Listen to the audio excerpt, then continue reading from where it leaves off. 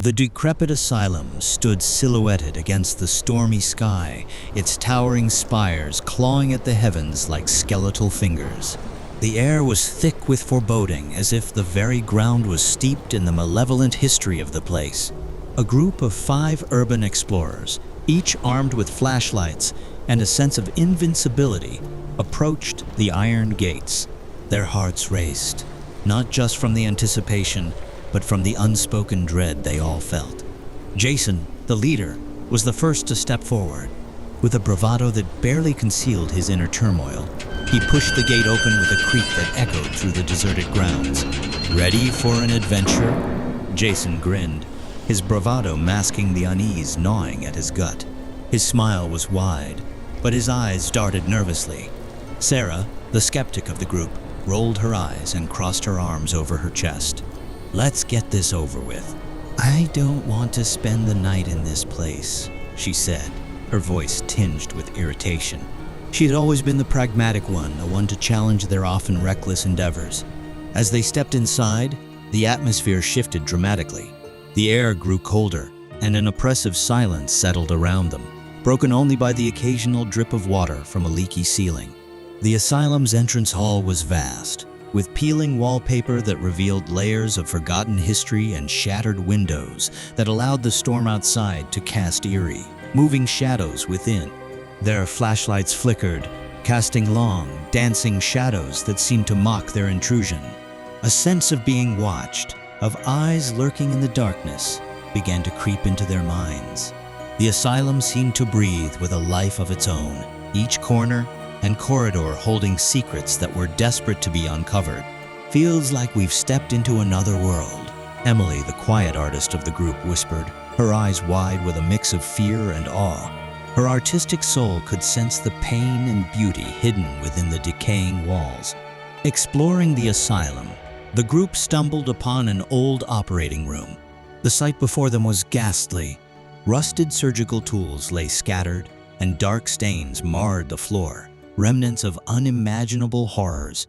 Sarah shivered, feeling eyes on her, as if the room itself was alive with the memories of the past.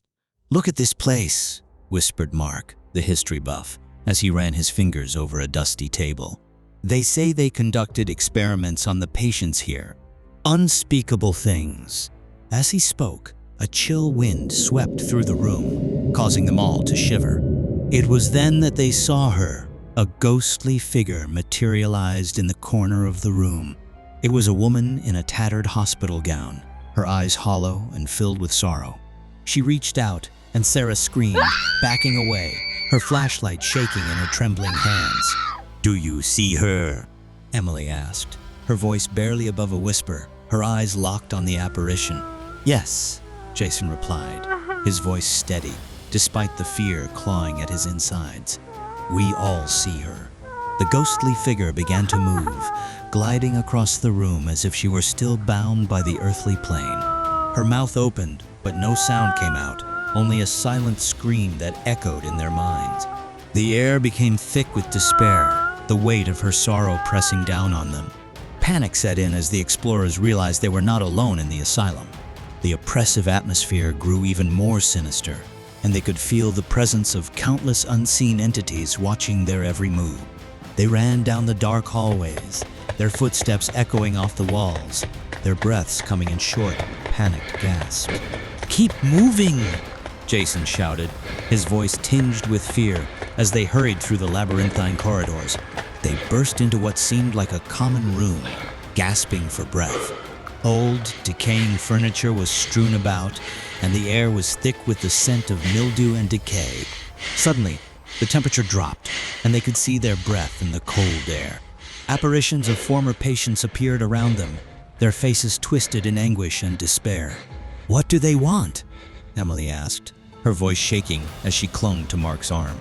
"I don't know," Mark replied, his own voice unsteady. "But we need to get out of here." As the apparitions drew closer, their distorted features became more apparent. Their hollow eyes and open mouths, frozen in silent screams, were a testament to the suffering they had endured in life. The explorers huddled together, trying to fend off the encroaching spirits. As the night wore on, The group found themselves in a library, the heart of the asylum's dark secrets. Dust-covered books lined the shelves, their once colorful spines faded and decayed. The room was thick with the weight of untold stories, each book a testament to the lives that had been shattered within these walls. Mark pulled out an old ledger and began reading aloud, his voice trembling with the horror he was uncovering. "These are records of the patients," he said. "They were subjected to unimaginable horrors." As he read, the spirits of the patients began to materialize around them, reliving their torment. The explorers watched in horror as the apparitions acted out scenes of torture and despair. Ghostly doctors, their faces obscured by surgical masks, performed nightmarish procedures on the helpless patients. "This is too much," Sarah whispered, her voice breaking as tears streamed down her face. "We need to leave." But as they turned to go, the spirits became more aggressive. Their whispers turned into angry shouts, their once plaintive cries now filled with rage. They reached out with ghostly hands, their touch icy and painful. The group's resolve began to crumble under the weight of the horror surrounding them. Sarah, overwhelmed by the ceaseless torment, broke down sobbing uncontrollably. Jason tried to comfort her, his arms wrapped around her trembling form, but the spirits grew more aggressive, their fury echoing through the crumbling halls. "We need to find a way out," Jason said, his voice strained but determined. Now, they navigated the labyrinthine corridors, their flashlights flickering as the shadows seemed to close in around them. The asylum's layout was confusing and disorienting, designed to trap and confuse. The spirits seemed to mock their efforts, herding them deeper into the building with each turn they took. "This place is like a maze," Emily muttered, her voice tinged with frustration and fear. "We have to keep trying," Mark said, his eyes darting around as if looking for a way out. "There has to be an exit somewhere." The explorers found themselves in the basement, where the most horrifying experiments had taken place. The air was thick with malevolence, the oppressive atmosphere pressing down on them like a physical weight. The walls were lined with strange devices and cages, each one a testament to the cruelty that had been inflicted upon the patients. "This place is a nightmare," whispered Emily, her eyes wide with terror as she took in the macabre scene. As they tried to leave, the door slammed shut with a deafening crash, trapping them inside. The spirits of the patients converged upon them, their faces twisted in pain and fury. The explorers backed away, their hearts pounding in their chests. "We have to get out of here," Jason said, his voice filled with desperation, "before it's too late." But the spirits were relentless. They reached out with ghostly hands, their touch icy and lethal. The explorers fought to escape, their fear giving them a strength they didn't know they possessed. Desperation took hold as the explorers fought to escape the basement. The spirits attacked with a ferocity that left them reeling, their touch like ice, draining the warmth and life from their bodies. Mark was the first to fall, his scream echoing through the asylum as the spirits dragged him away, his body collapsing lifelessly. "Keep fighting," Jason yelled, his voice cracking with fear and determination. But the spirits were relentless. One by one, the explorers succumbed to their wrath, their bodies falling to the cold, unforgiving floor. Sarah fell next, her eyes wide with terror as the life drained from her.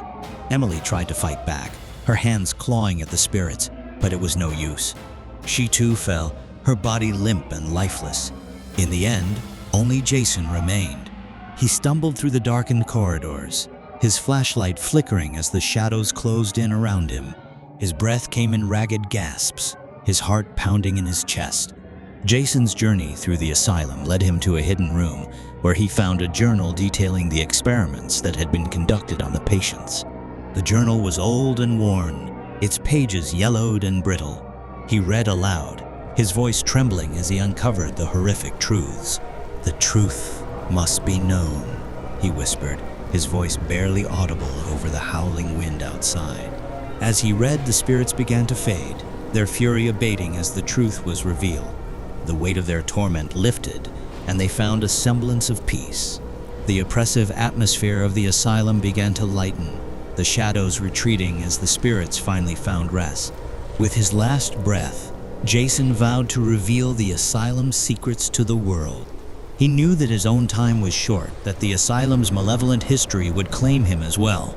But he was determined to ensure that the horrors inflicted upon the patients would not be forgotten. The spirits, finally at peace, faded away, leaving the asylum in silence once more. Jason's body fell to the cold floor, his life slipping away as the storm raged outside. The asylum stood as a testament to the suffering that had taken place within its walls, its dark history revealed to the world. Years later, the asylum became a place of curiosity for some and a site of mourning for others.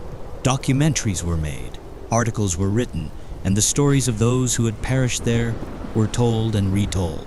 The brave explorers who had uncovered the truth became legends in their own right, remembered for their courage and the ultimate price they had paid. The asylum itself, however, remained a place of desolation, its once imposing structure now crumbling and forgotten. The spirits that had once haunted its halls were at peace, their stories finally told, their pain acknowledged. The oppressive atmosphere that had once suffocated any who entered had lifted, replaced by a solemn silence. In the quiet moments, when the wind whispered through the broken windows and the shadows danced in the corners, one could almost hear the echoes of those who had suffered, their stories carried on the breeze. The asylum stood as a reminder of the horrors of the past, a monument to the resilience of the human spirit, and a testament to the power of truth. And so, the asylum remained, a silent sentinel watching over the forgotten ones, its secrets finally unearthed, its dark history laid bare for all to see.